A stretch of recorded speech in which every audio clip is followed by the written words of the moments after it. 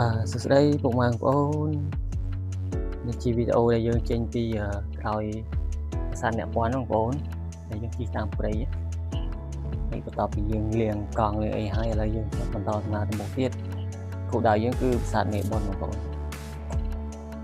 ប៉ុន្តែឥឡូវមេឃចាប់ដើមភ្លៀងខ្លាំងណាស់បងប្អូនអើយនេះចាប់ដើមភ្លៀងទៅ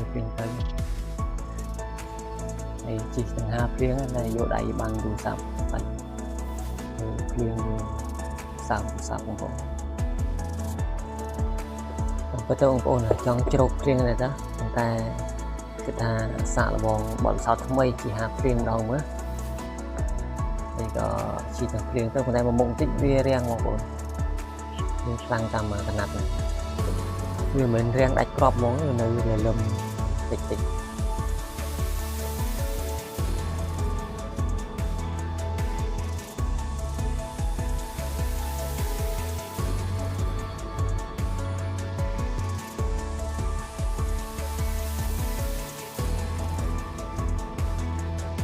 បាទបងប្អូនឥឡូវយើងមកដល់គោលដៅយើងហើយ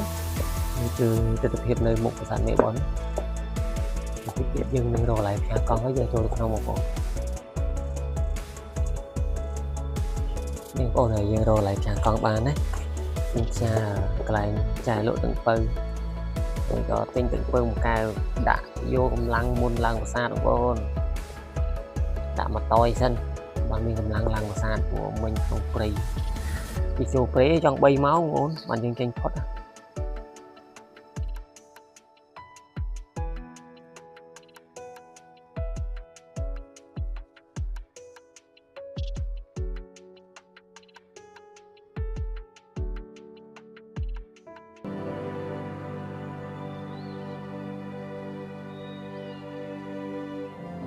អូខេពុកម៉ែបងប្អូនឥឡូវយើងឡើងមកដល់ប្រាសាទហើយបងប្អូន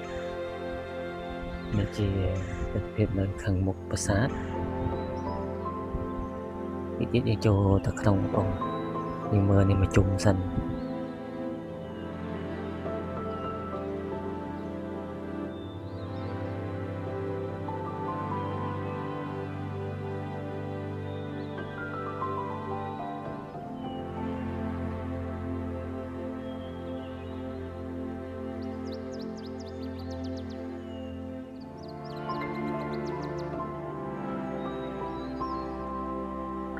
នេះបងប្អូនមើលទៅប្រាសាទមេបុណ្យខាងកើត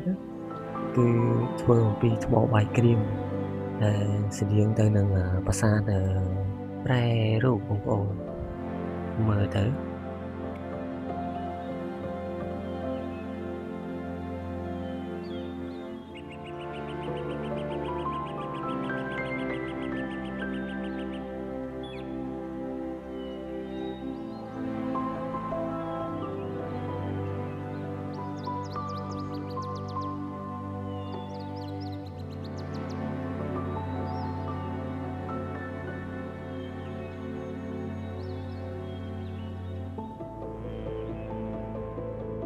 នេះបងប្អូនពេលវេលានឹងទស្សនវិជ្ជានេះមិនងាយមានទេបងប្អូនអើយ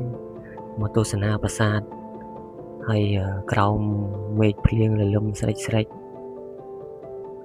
សំខាន់ជាងគេនេះបងប្អូនគឺចម្លាក់ផុសដែលនៅលើប្រាសាទបងប្អូនស្រស់ស្អាតគ្រប់ក្បាច់ទាំងអស់ចម្លាក់ផុសលើស្រស់ស្អាតអារម្មណ៍មិនអាចបំភ្លេចបានទេបងប្អូនមកគយចម្លាក់ប្រាសាទក្រោមដំណក់ទឹកភ្លៀងជុំជាង90%នៅតែស្អាត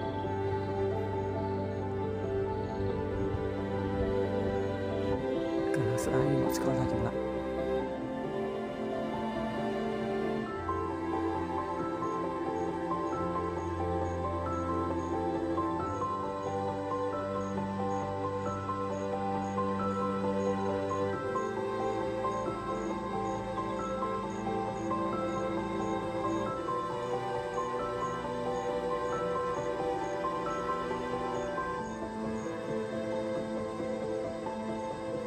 សម្រាប់ការទស្សនាគឺចប់តែប៉ុណ្ណេះបងប្អូន